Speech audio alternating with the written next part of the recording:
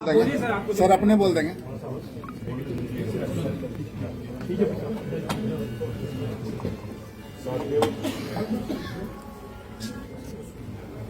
आप सबने देखा और आज के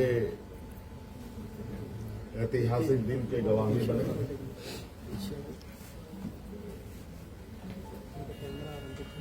आज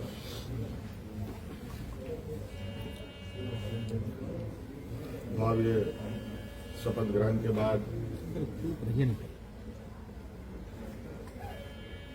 नई सरकार गठन के मार्ग प्रशस्त हुए हैं। उसके पश्चात आज हम लोग प्रगति भवन में आए हैं और बहुत सारे बिंदुओं के साथ पदाधिकारियों को निर्देश भी दिया गया। उनमें से कुछ महत्वपूर्ण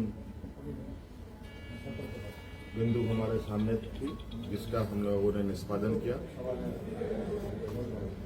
आप सब लोगों ने देखा और आप सब लोगों को मालूम है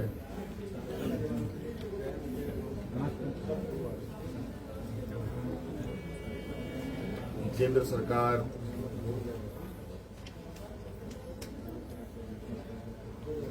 देश की रक्षा हेतु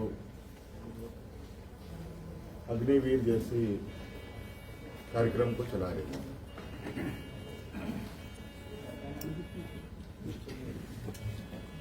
उस विषय को लेकर कई सवाल हैं, नौजवानों के भविष्य को लेकर, और आपको मैं बताना चाहूंगा कि राज्य सरकार ने, हम लोगों ने पहले ही ये निर्णय लिया था कि झारखंड राज्य के जो भी नौजवान अग्निवीर में शामिल होंगे और किसी घटना में अगर उनकी मृत्यु होती है तो उनके पूरे परिवारों के साथ, परिवारजनों के साथ राज्य सरकार खड़ी रहेगी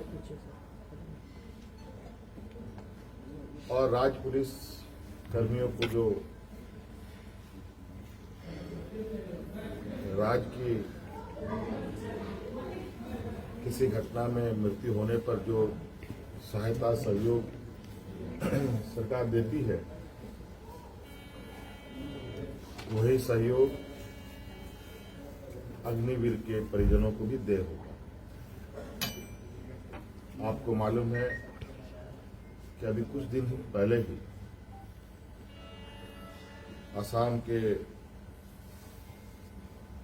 सीमावर्ती क्षेत्र में उग्रवादी घटना में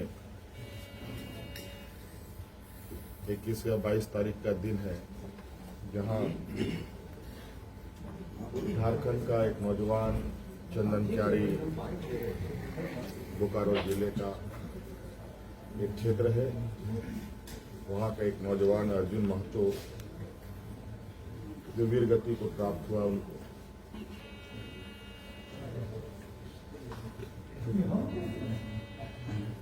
और आज हमने उनके परिजनों को बुलाया। उनके भाई को हम लोगों ने एक नियुक्ति पत्र दिया और 10 लाख रुपए अनुदान भी उन्हें उपलब्ध कराया गया और उनके भाई बलराम महतो बोकारो समाहरणालय में चतुर्थ वर्ग के पद पर उनको नियुक्त भी किया गया।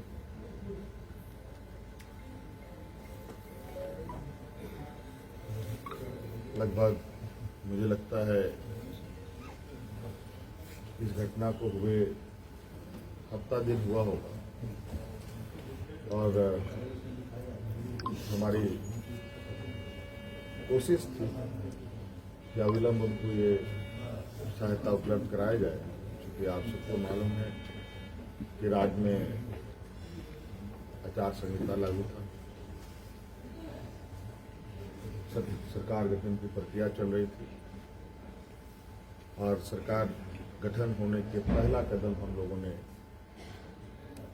उस पीड़ित परिवार के साथ खड़ा होने का अपना संकल्प पूरा किया। इसके अलावा आज सभी विधायकों को 81 विधानसभा में जो चुने गए सदस्यों को शपथ ग्रहण हेतु प्रोटेम स्पीकर के रूप में प्रोफेसर स्टीफन मरांडी जी को चुना गया और ये भी निर्णय लिया गया कि आगामी 9 से 12 तारीख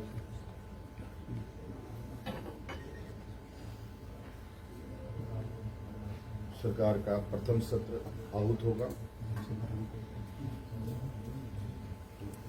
और ये भी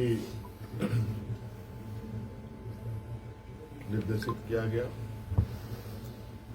कि जो हमने निर्णय लिया था कि मैया सम्मान योजना के तहत दिसंबर माह से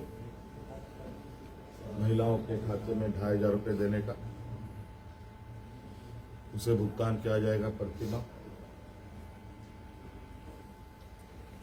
केंद्र सरकार में हमारा जो बकाया है 1,36,000 करोड़ रुपया,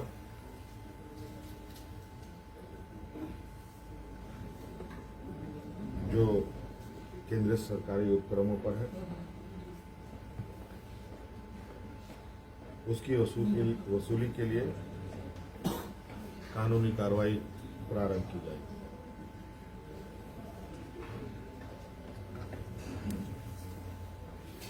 आपको पता है ये राज्य देश का सबसे पिछड़ा राज्य है। यहाँ पर सामाजिक सुरक्षा, सोशल सिक्योरिटी अत्यंत महत्वपूर्ण और आवश्यक है। इसके तहत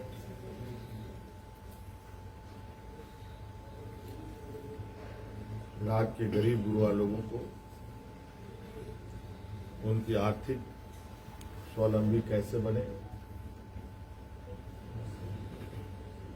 और इसको लेकर सरकार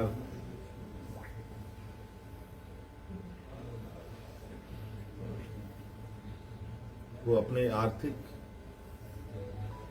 आय बढ़ाने की आवश्यकता होगी। इसके लिए नए स्रोत खोजे जाएंगे। खनन क्षेत्र में लागू या चल रहे पुराने करों की समीक्षा होगी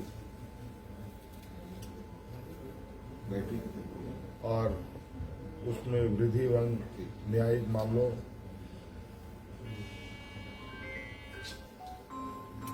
जो लंबित है उन सबको त्वरित गति से खत्म किया जाएगा।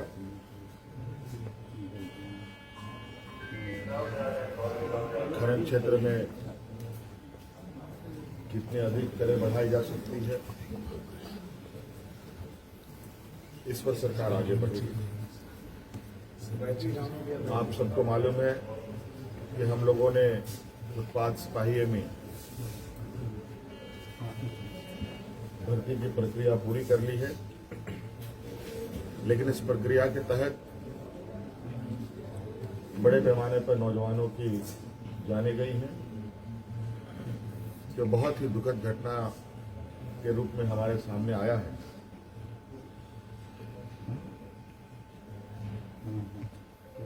क्योंकि भविष्य में भी बड़े पैमाने पर पुलिस की बहाली होनी है,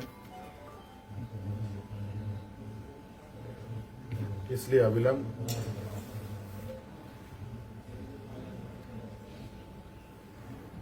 पीछे हुए नियुक्ति में जो घटना घटी है उसकी समीक्षा की जाएगी।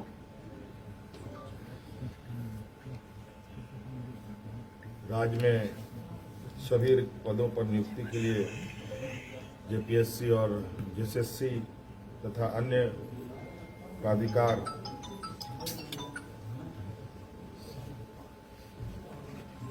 1 जनवरी 2025 के पूर्व परीक्षा कैलेंडर प्रकाशित किया जाएगा और जो लंबित रिजल्ट हैं उनको प्रकाशित किया जाएगा। साथ साथ में ये भी निर्णय लिया गया, असम में जो वहां के चाय बागान में बरसों बरस से यहाँ के मूल वासियों को ले जाया जा करके जो वहां बसे हैं, जो विशेषकर जनजातीय समूह जो झारखंड मूल के हैं, उनकी दशा एवं उनके भविष्य में दिए जाने वाले सुविधा का अध्ययन के लिए सर्वदलीय प्रतिनिधि मंडल एवं पदाधिकारियों का दल असम जाकर जमीनी स्तर पर अध्ययन करेगी और सरकार को प्रतिवेदन सौंपेगी। ये कुछ महत्वपूर्ण बिंदु आपके समक्ष हमने रखा है। बाकी चीजें